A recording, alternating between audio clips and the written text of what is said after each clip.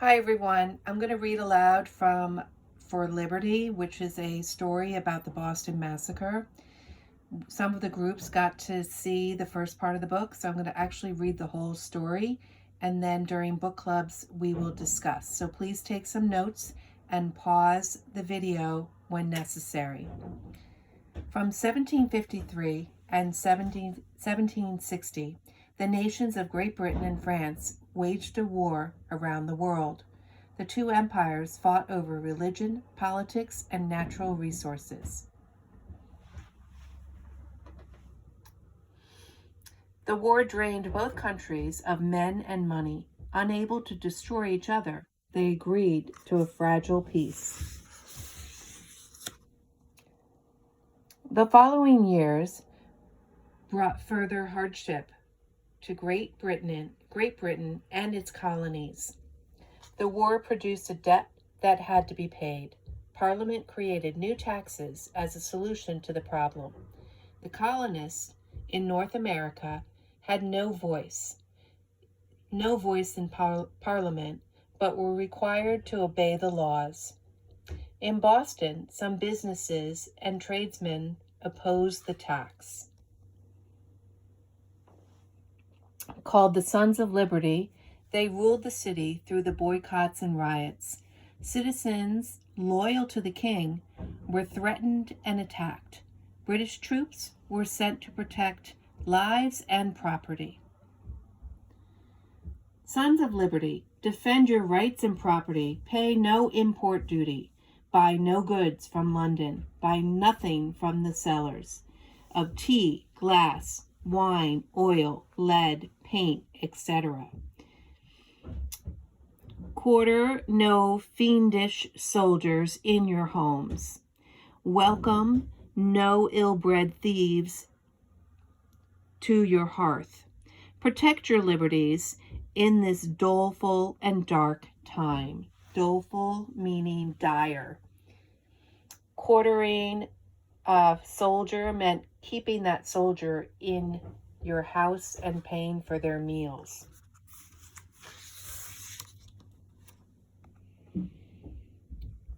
By March 5th, 1770, it was dangerous to be a soldier in Boston.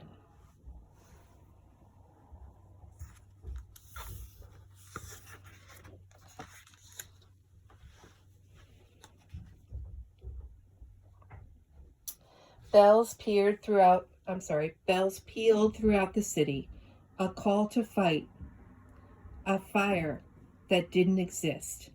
As planned, the streets were full of rioters and thugs. At the custom house, Private White found himself harassed by apprentices and street toughs, mere boys. Then up from the docks came sailors and ruffians, armed with clubs and cutlasses. He's all by himself, and now trouble has arrived.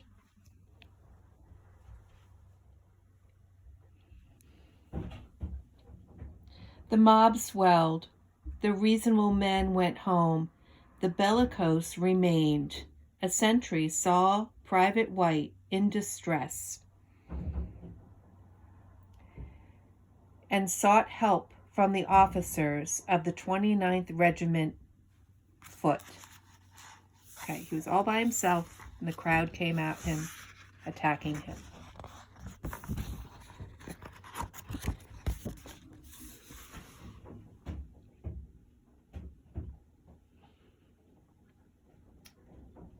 Aware of the unrest in the city, the officers discussed what action to take.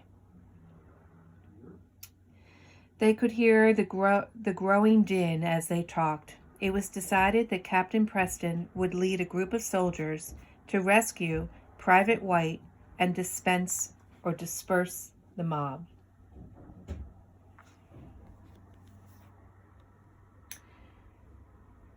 Captain Preston, Corporal Wems, Private Carroll, Private Kilroy, Private Warren,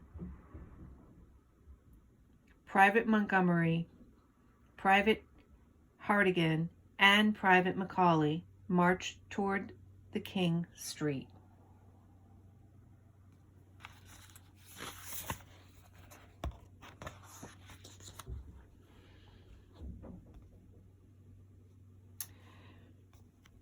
Shoving their way through the crowd, the soldiers reached Private White.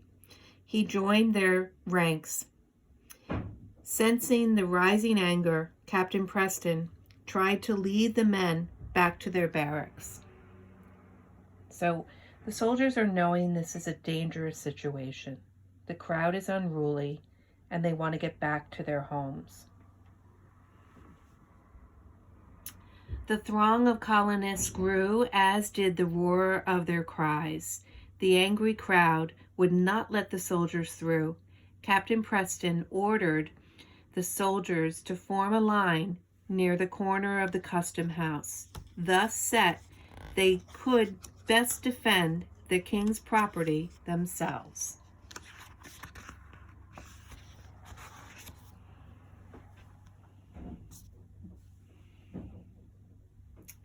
The mob insulted the soldiers and dared them to fire. They pelted the soldiers with snowballs, stones, and chunks of ice.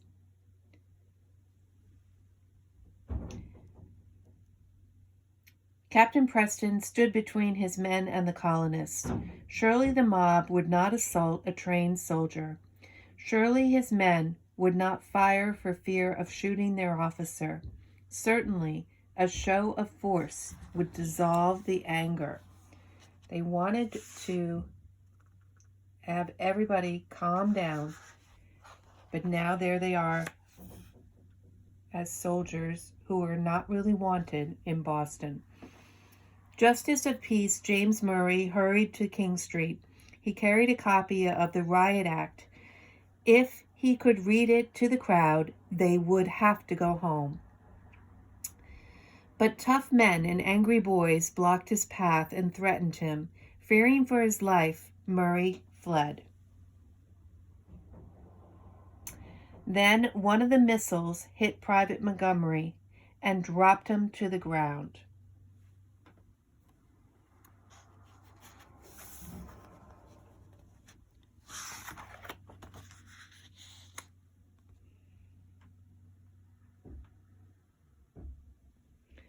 So they threw something at him and he hit the ground, the soldier.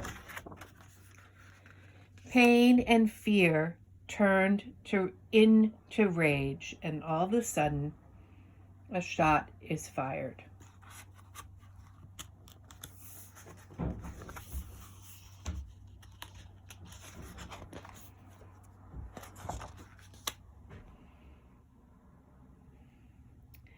The shot surprised everyone. Captain Preston lost his footing. As he fell, he was struck by a club. A moment of silence descended over the street. Preston sought protection behind his soldiers.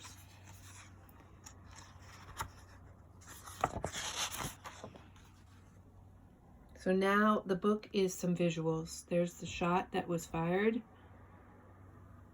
A lot of chaos seems to be happening now. And the colonists are still angry, holding weapons, rocks, and the soldiers with their guns.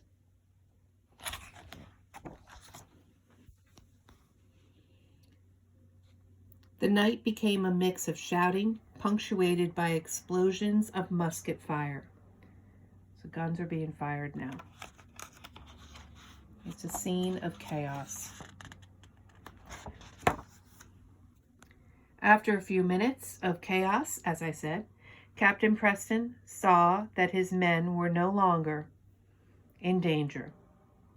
He shoved their musket barrels skyward and restored the order. The stunned crowd backed away. Okay, so the captain shot into the air, and now the crowd has backed away. The bells continued to ring as if signaling the new tragedy. So I don't know if you can see, but down here you can see some people have been injured and some have been killed.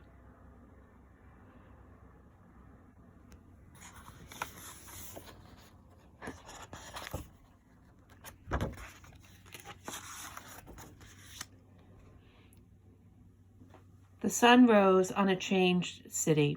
The soldiers were taken into custody and thus protected from the angry citizens. The rule of the law demanded an investigation. Lawyers were hired to prove that the soldiers provoked the riot. John Adams was chosen to lead the defense and prove that the soldiers were attacked. So 2 points of view. The trial of Captain Preston began in October. The story of the massacre was told before the court. Witnesses spoke of the noise and the confusion, the raised muskets and the hurled stones, but none could prove Captain Preston ordered his men to fire. He was found not guilty.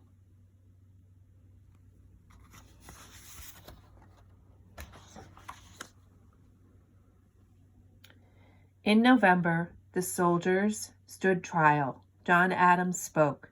Soldiers quartered in a populous town will always occasion 2 mobs. Where they prevent one, they are wretched conservators of the peace. It was decided that the soldiers rightly defended their lives. Most of the soldiers were found not guilty. The 2 soldiers thought to have fired the first were branded. And I had a group talking about what branding is. It's when they put a mark, like through hot, like a metal that's been put into a fire, and it leaves a mark on the skin that stays there forever.